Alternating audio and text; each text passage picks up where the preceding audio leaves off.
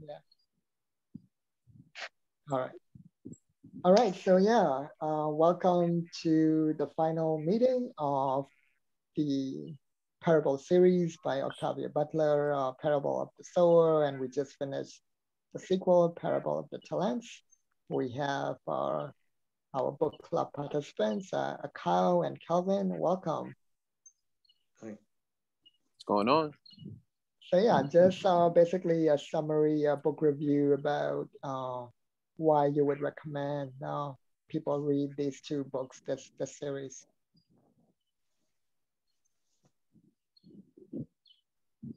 I think it's great to have a book that has a Black protagonist that deals with a post-apocalyptic era.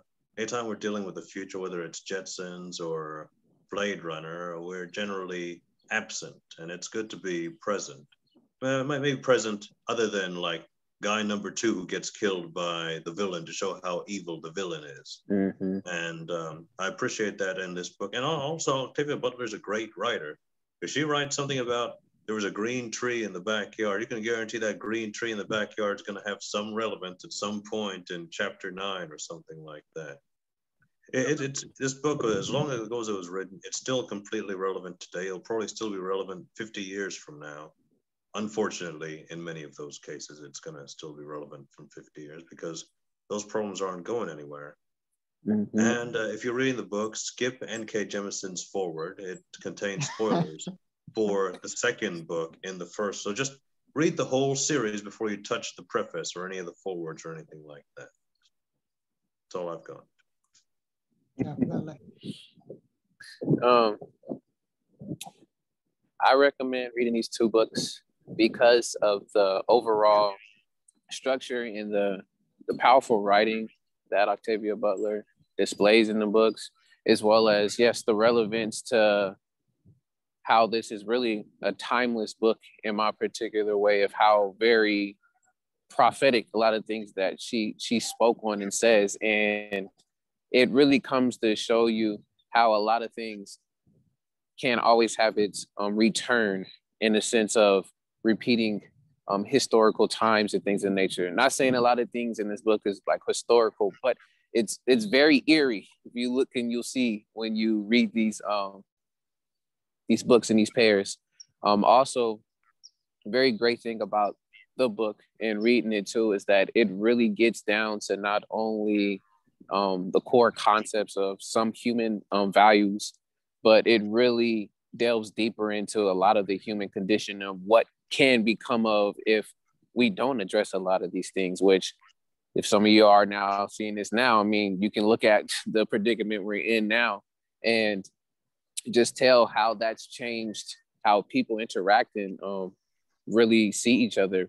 But overall, the book really given a great sense of community as well as great development between characters, a wide range of characters. And even though it may focus on a particular character, their concept, it really brings together a lot of many folks on a journey coming together as a collective, which is something that is very necessarily needed in our day and age, is being connected collectively.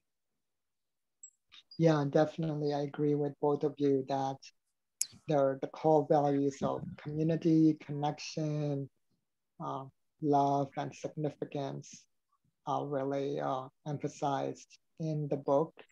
It is truly prophetic. It was published in 1993 and set around 2024 or 2025, around that time, and that's like just a few years from now. And I read this just 1 year into the pandemic, and it has a pandemic in it, and among many other relevant things. So it is truly timeless in that sense.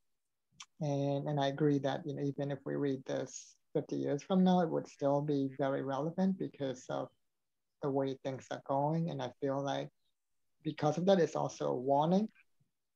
Another thing that I really like about the book is that it subverts the white Western individualistic style of storytelling by making it, like Kelvin said, a very communal storytelling, even though there is uh, there is uh, there is an individual main character that's um, that is focused on. There are other characters as well. There are so it's like the story of a group of people going through a journey and achieving a goal. So I love the parallel storytelling. And in fact, speaking of parallel storytelling, it's almost like two books in one, because she always starts with the poems at the beginning of each chapter, which is the book that the main character is writing. So it's like a book inside a book as well. And each of those poems or verses set the tone for each of the chapters. And I love that structure as well. And some of the poems have become very famous, iconic quotes, like the most famous one being, everything you touch, you change, and everything you change changes you. And from there, I get the lesson about how influence is a two-way street, that if you want to influence people, you have to allow yourself to be influenced, to be changed. And if you don't do that, that's when you're getting into control and manipulation. So there's that lesson. And the other lesson is about resilience. I grew up in a military dictatorship, basically a war zone, even though I wasn't in the main, areas where a lot of the physical wars were happening. I feel like I really am a child of war, and some of the trauma and the traumatic patterns that I was able to overcome a lot of it by reading the book and flipping it into, you know what, no matter how much I fail and how much I lose, if I keep losing, I will keep rebuilding. There's always, a possibility of something better, always. It gives me that sense of possibility that I didn't have before. That's the main thing. That renewed resilience is huge. So that's a big thing.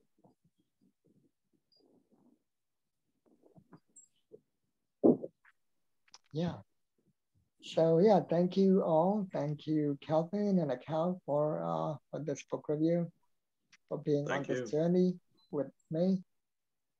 Likewise. Yeah, I'm better after reading both of these. Like they were not on my immediate list. I've heard about Butler, just but not to this extent. She was on my list, on my eye, because I was back in college, was reading a lot of different books. So I had saw that in I can say the cover caught my eye of The Parable of the Sower, and I just never got to it until, long and behold, it was manifested through Kundan and his yearly, I guess his word for the year that was really a lot about seeding. So shouts out to you, Kundan. Yeah, seeding, that was my word of the year through my Akashic Records. And I actually asked my Akashic Records, what book should I read for this year as a way of embodying seeding? And that was the book they asked to recommend to me. But I had heard that it was a tough read emotionally to go through, so I didn't want to read alone. And I was actually telling Edvis, Calvin, about the book at your show, What's Your Word Wednesdays, and you were like, oh, wait a minute, I have the book too. And in fact, you said you got the book as a result of another recommendation by me, Radiance of Tomorrow. So that was another synchronicity, like connection. That was like a double synchronicity, because you got that book as a double deal while getting the book that I had recommended anyway. So if you were like, oh, I have this book too, I was like, oh, so we do a book club together, even if it's just the two of us? And you were like, sure. And I thought, how about I post it in some Afrofuturism groups as well, so that I get more people. And I would have been fine even if it was just the two of us. But it's great to have Akau as well. So it's been 4 months together reading this, and it's been incredible. Yes. Mm-hmm. And then you found out Akau through the Afrofuturism group, right? Through my post. I did, yes. I haven't been on there for a little while now, but I'm still following it. I guess there hadn't been, maybe there's not as many posts. Yeah. Yeah, that particular group is not very active. There's another one called Solar Powered, and they have a book club almost every month reading a different book. I just finished reading A Song Below Water by Brittany C. Morrow with them. And they was even able to bring the author herself to the book club meeting and chat with her at the end. So that was really cool. So I highly recommend that other one, Solar Powered. It's on Facebook. I'll send you the link. Yeah. Solar Powered? With a different spelling, like SOULA, like the soul, solar powered. Oh, that's clever. Yeah. So yeah, all right. Thank you, everybody. I think I'll stop the recording. Then